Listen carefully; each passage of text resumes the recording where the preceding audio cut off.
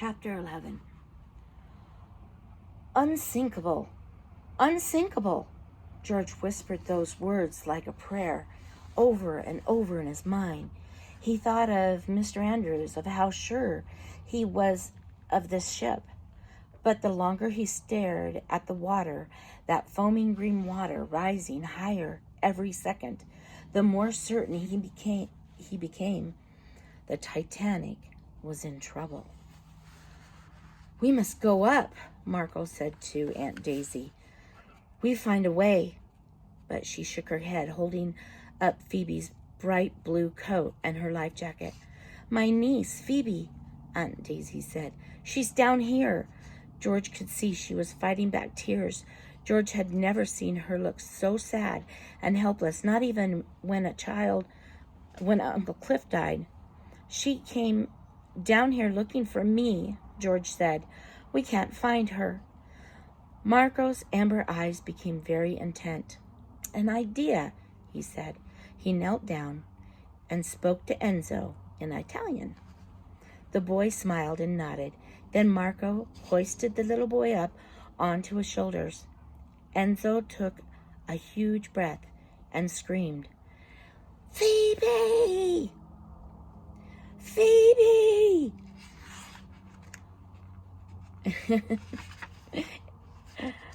Oh my goodness, that would do it, huh? That little boy screaming.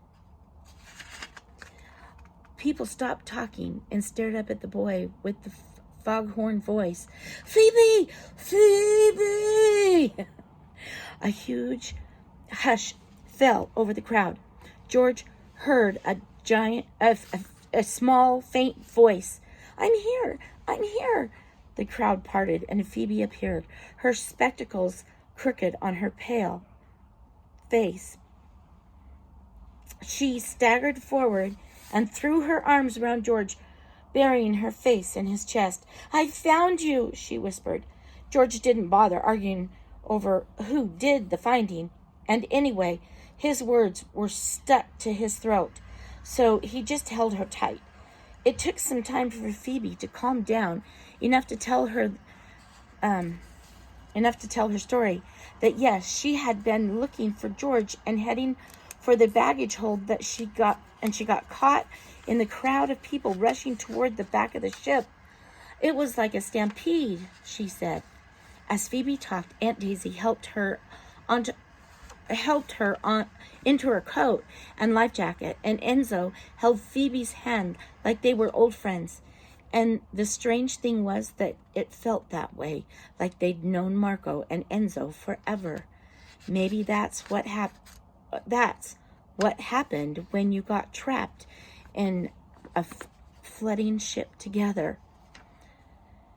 George started to feel calmer with Phoebe close to him, but then came the deep booming sound, a kind of a groaning that echoed up all around them. At first George thought that maybe the engines had started up again, but no, this wasn't the sound of the Titanic's mighty engines. The entire ship catapulted forward. People fell, toppling like dominoes. George was thrown into the wall. Screams and shouts echoed through the hallway. He managed to grab Enzo by the life jacket as he went sailing by him. Enzo just giggled as he fell into George's lap. To him, this was a fun game. George hoped he'd never figure out that it wasn't. "What was that?" Phoebe gasped, digging her fingers into George's arms. Nobody answered, but they all knew the Titanic was sinking. "We will go up," Marco said. "How?" Aunt Daisy said. Phoebe grabbed George's hand. "You, Georgie," she said. "What?" Georgie said. "Phoebe's right. Aunt Daisy said you know the ship better than anyone." She turned to Marco. "He's explored every inch." George couldn't believe it. They were counting on him. But what if he made a mistake? What if they all got lost? "You can do it," Phoebe whispered. And George closed his eyes, picturing the Andrews blueprints in his mind.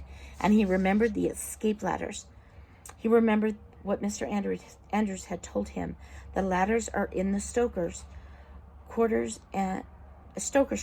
and they ran up 3 decks. He pointed toward the front of the ship. This way, he said.